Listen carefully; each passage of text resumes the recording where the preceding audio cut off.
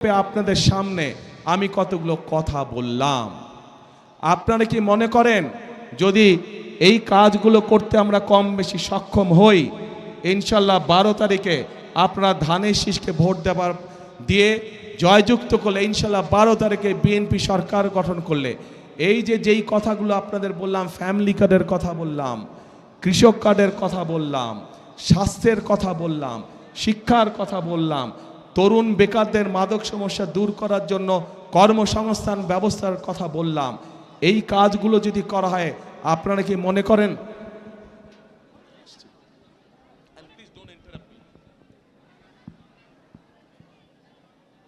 এই যে কথাগুলো বললাম এই কাজগুলো যদি আমরা করতে সক্ষম হই তাহলে কি আপনারা মনে করেন আপনারা সহ সমগ্র দেশের মানুষ উপকৃত হবে?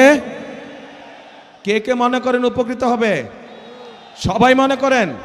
তাহলে আপনারা কি চান আমরা এই কাজটা করি, এই কাজগুলো করি? কারা কারা চান যে বিএনপি এই কাজগুলো করুক, যেই কাজগুলোর কথা বললাম? সবাই চান? ঠিক আছে, ধন্যবাদ। এবার আমার একটা জিজ্ঞাসা আপনাদের কাছে। আপনারা তো এতক্ষণ আমাকে জিজ্ঞাসা করলেন যে ভাই ধানের শীষে তো ভোট দিব, কিন্তু বিএনপি কি করবে আমাদের জন্য, এটাই তো আপনাদের জিজ্ঞাসা ছিল আমার কাছে, তাই না? তা আমি তো বললাম বিএনপি ইনশাল্লাহ সরকার গঠন করলে আমরা কি কি করব বললাম না এতক্ষণ? সংক্ষেপে বলছি আরো অনেক কাজ আছে, আরো অনেক কাজ করব আমরা ইনশাল্লাহ, তবে সংক্ষেপে বললাম আপনাদের কাছে।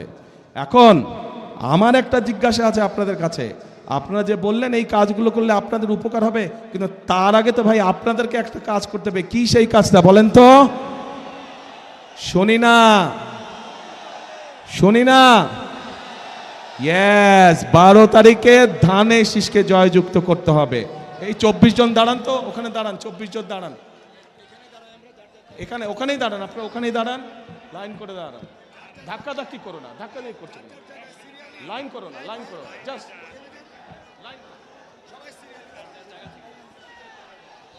এই যে আপনাদের সামনে